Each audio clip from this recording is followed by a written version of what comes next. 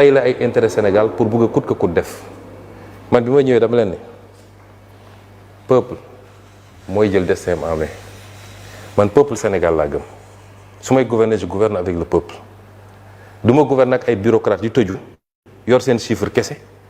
di déglu waa bitim réew loolu benn pàcc bu ndaw la ci liggéey bi mais peuple mooy jël destin en main te man lu ma am peuple Sénégal moo ma ko may bi ñu ma bëggee faagaagal dama ne delloo naa sama bopp yàlla ak peuple sénégalais moo taxaw su doon loolu du ma nekk fi kon su ma ñëwee ba egsi naa gouverner avec le peuple il faut casser avec un certain élitisme bureaucratie tëju 17 millions de Sénégalais xamuñu lan moo xew nga tëj ay nit kii naan la man expert la en ceci expert la ceci balaa may dee ñu ne technocrate lu yàqu technocrate ko yàq da ngay gouverner avec ton peuple loolu tax ma def yenn yi ma ne je vais demander au peuple de faire des sacrifices parce que peuple Sénégal pare na pour def sacrifice pour son peuple pour son bien la preuve bu ñu leen wooyee ci diine ñu yëkkati dem joxe seen daayira dem joxe seen tarixa dem joxe seen diine ak diine bu mënti nekk parce que gëm nañu loolu mais tant que ñi ngi jàpp ni ñi jiite boo dugalee sa xaalis ñoom dañ koy damm seen poste defee ko leneen est-ce que dinañ joxe ma ne donc on va demander au peuple de faire des sacrifices j'ai fait le PRES le plan de redressement économique et social génne des sources de financement additionnelles ñu war koo jëlee ci ay l'impôt taxe yu bees yu mel ni ci les jeux de hasard ñu ne nañu fexe ba du ñu laal li Sénégalais yi soxla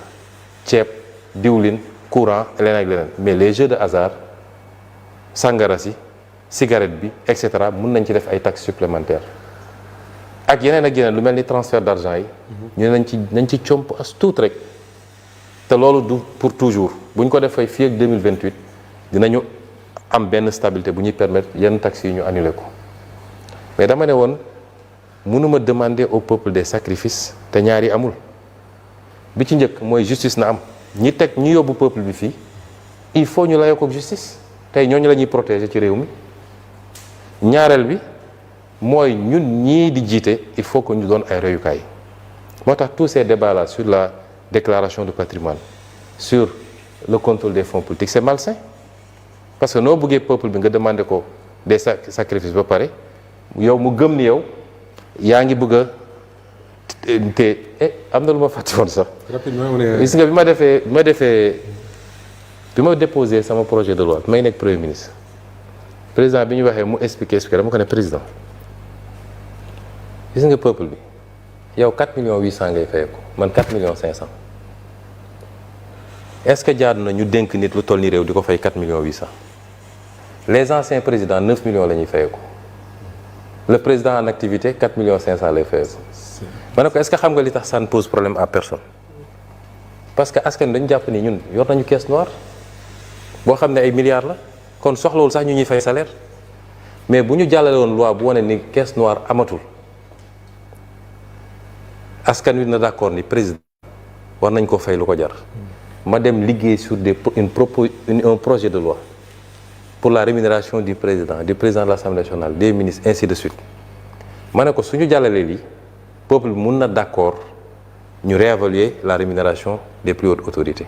mais loolu parenthèse la woon dama ko fàtte woon préciser donc presse bi ma ko defee ma ne léegi pour ñu demander au peuple des sacrifices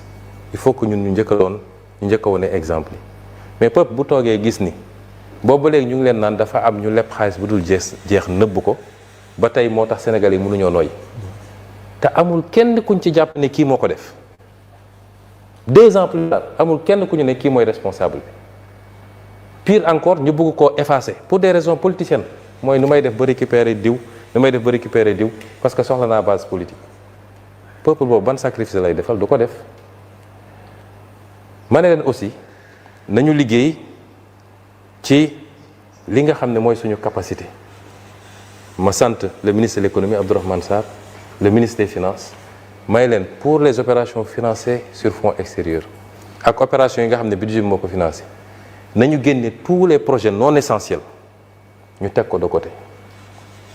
sama avant dernière réunion moo organisé primature c'était ça pare woon nañ ko bu ko defee mon objectif c'était de dégager une marge budgétaire de 1000 milliards 1000 milliards yooyu dañ ko waroon réorienter sur des projets à haute intensité de main-d'œuvre la ñuy wax les IMO ñu orienté ko ci loolu pour relancer l'économie un peu. Ensuite li nga xam ne mooy les actifs Sénégal dañoo bëri actifs l'État mais am na loo xam ne du rôle état warul gérer autoroute état warul gérer ay port wala ay sites et cetera mun nañ trouver un moyen les actifs yi ñu am ñu valoriser ko daat koy am ouverture vers le privé et de préférence le privé national mu dugal xaalis bu bëri ci ci état bi permettre ñu amortir yenn charges yi ak yenn chocs yi et l'État continue à toucher ses dividendes ça on l'avait sori woon nañ ci lool ba liggéey ko ba teg donc ñun amoon nañu un plan une stratégie qui nous permettait de dépendre moins des exigences pour ne pas dire yenn saa yi yenn caprices yi nga xam ne dañu koy bëgg a imposer de l'extérieur. Oui, monsieur le président de l'Assemblée nationale dañuy ñëw ci dette cachée première conférence de presse sur la question yaa ko def à vos côtés mu amoon Al Amin Lo actuel premier ministre bu Sénégal nga tuddoon ci dette cachée récemment avec nos confrères de la radio France Internationale et France 24 nga wax dette odieuse mais da nga ci teg ne jamono yooyu amoo tous les leviers nan lañ ko mën a comprendre lan ngay expliquer Sénégalais yi ci awma tous les leviers jamono jooju nga xam ne ñu ngi wax waxu dette cachée. En fait li ma bëgg a foofu mooy man li ma gëm te dañ ci waxtaan lu bëri Abdourahmane Sarr mi may dégg ministre de l'économie d'accord ci woon ak man nag bon ak ñeneen ministre des finances keneen ak keneen dama leen ne woon à l'impossible nul n'est tenu. Il y a une théorie internationale même si elle est rejetée par certains ni que waruñoo supporter le peuple bi loo xam ne du responsabilité am parce que soo jëlee dette bi nga xam ne mooy financement extérieur yi mais responsabilité yi xam nañ ko parce que bailleur bi ñëw di joxe xaalis war na vérifier est-ce que projet bi mi ngi ci cadrage budgétaire bi est-ce que les députés du Sénégal approuvé nañu lii ba joxe autorisation état bi pour mu leb pour def lii ministre des finances ministre de l'économie qui est pour l'intérieur qui est pour l'extérieur amuñu droit ñoom di valider des financements yoo xam ne nekkul ci cadrage budgétaire boo xam ne ñoom ñoo ko def andi ko assemblée ñu voté ko ba ci cour suprême parce que su ñëwee dañuy yóbbu cour suprême ñu ne ko vérifier est-ce que amul problème juridique bu am le seul problème juridique bu ñu war a wax mooy cour suprême day vérifier la loi de finances initiale ou rectificative mu xool est-ce que ces crédits sont inscrits au nom de quoi cour suprême di autoriser ne gisuñu benn problème alors que c'est pas inscrit il y a une chaîne de responsabilité ma ne nag war nañu woo tous les responsables ñu ne leen pourquoi ngeen def li en méconnaissance ou en violation de la loi deuxièmement bor bi nga xam ne leer nañu c'est une dette odieuse mooy non seulement lebuñu ko ci turu Sénégal muy une dette cachée mais am na ci yoo xam ne soo lire rapport Cour des comptes y a des montants yoo xam ne kenn mënul gis fan la dugg loolu dama ne man je refuse de payer ça loolu laa doon wax j'avais pas tous les je leur ai dit on doit refuser de payer ces dettes là on me dit soo ko deful sa réputation day yàqu sur l'international les gens vont fermer tous les marchés etc. J'ai dit non on peut s'en défendre parce que c'est une théorie boo xam ne même au niveau des instances internationales les plus élevées dañ koy wax may leen donc man mënuma bor bu mel nii nga xam ne ñëpp am nañ ci responsabilité ki lebale ki leb ñi ko dox ñi ko waxaale ñëpp am nañ ci responsabilité ba mu des le peuple sénégalais parce que yëgul ba pare ñu ne peuple sénégalais bi yow yaa ko war a fay. D'accord. Ma ne donc cette partie là man si j'avais les leviers parce que mënuma ko def en tant que premier ministre sous président de la République validé wul si j'avais les leviers ñu nangul ma ko damay seggi partie bor boobu ma ne soit du ma ko fay wala du ma ko fay léegi du sama priorité maa ngi koy teg fii ma lijjanti samay problème bu situation bi amélioré wu mun naa xool du ma koy fay mu ànd ak nag justice ci ñu def guuta gu toll noonu c'est ça que j'étais en train de dire mais xam nga dans le cadre d'une interview de 25 minutes de mënoo développer nii ñu jël ko nag yóbbu ko fu mbir mi yeggul. Monsieur le président de l'Assemblée nationale dafa mel ni wax jóge xoj nañu ba tax na dañuy jàll rek ci 4e thématique bi ñu tànnoon muy wàllu vie politique tey jii dafa mel ni ne Sonko nekkatul Diomaye nekkatul Sonko ndaxte président de la République taxawal na parti muy kiiraay ñu gis ñu bëri di màbbeekoo ca Pastef di dem kiiraay ndax loolu benn du nasaxal parti bi wala nekk na loo xam ne da nga ko doon sóoraale.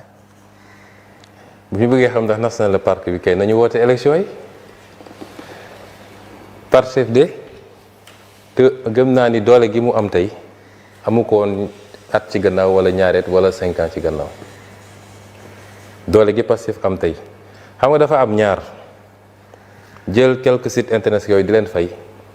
bu ñu nee diw nee na dem na ci côté bële rek nit koo xam ne yow ba keroog bi ñu naan dem na yow xamoo ko woon en tant que journaliste mosoo ko gis mosoo gis activité politique am xoolal Pastef ban kàngamu Pastef moo dem fi mu ne nii sama bureau politique sama nu mu tudd conseil national ban kàngamu Pastef boo xam ne yow mu am tour ci politique am base politique moo dem gisagoo ko. ban kàngam la bokkul ci bureau politique nekkul ci benn instance su parti bi te gagné gu fi élection bu ma xam ban kàngamu parti bi ngeen gis ñu ne dem na amut. te bis bu ne njaayam carte gii rek da ngay gis ñoo xam ne dañ la naa mosuma woon xalaat nit naa def politique mais jël naa décision ñëw parti politique. dans quelque temps on va annoncer li ñu am ci njaayam carte bi di ngeen xam tey Pastef est le premier parti du pays. sama sortie bu ndaw bu ma def rek ban leader mooy génn am juróomi nit yu ko topp gisagoo ko fi kon def de la propagande chaque jour ñu ne Massamba dem na Mademba dem na nañu woote les élections de janvier 2027 parce que en matière politique il y a que les urnes de vrai fa la ñuy xamee kenn ku nekk li nga peese ñi wóolul seen bopp nag ba ne pareeguñu ña ngay tabax ñoom la ñu war a xool seen affaire man su ma sañoon dañuy def élection anticipée dañ koy def mois de septembre wala octobre dañuy def élection bu gaaw a gaaw parce que dama waxoon ni bu may lancé le 8 novembre 2025 dama ne clarification politique fi mu ne nii pare nañ clarification politique bi clarification électorale moo des te ñun foofu la ñu bëgg a jëm Pastef du fi moroomu benn parti politique ñi ko fi njëkk a juddu bëri na ñi ko fi ëpp jaar-jaar bëri na waaye du fi moroomu benn parti politique loolu man maa la ko wax fii tey te yow sax xam nga ko. ci parti politique Pastef boobu laay des di ngi en perspective des élections locales possibilité dissolution de l'Assemblée nationale peut-être bu amee Pastef en 2022 dafa defoon le choix de compromis électoraux mun naa ko tuddee noonu par exemple il y a certaines zones Pastef dafa ko cédé à des alliés. parfois mu jur sax des frustrations dans certaines zones mën na jël Grand Yoff ou bien dans d'autres localités yi nga xam ni dañu dem soutenir l'autre camp bi nga xam ni Pastef dafa wuuteeg Pastef choix bi mu defoon jox ko des alliés est-ce qu'en perspective de 2027 bu dee élection am na Pastef mën nañ xaar des décisions wala est-ce que selon l'expérience bi Pastef subir avec ñenn ñu mu tànnoon ñu dem rallier beneen camp dafay am un changement de paradigme par rapport au choix est-ce que da ngeen di dem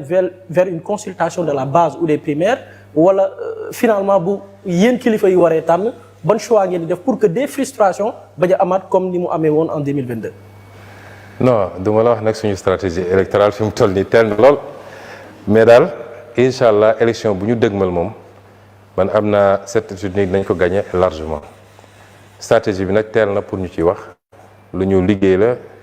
lu ñu nas la ba toog nun pare nañ bu yàgg ak élection bu munti am législative présidentielle locale pare nañu bu yàgg la ca des nag mooy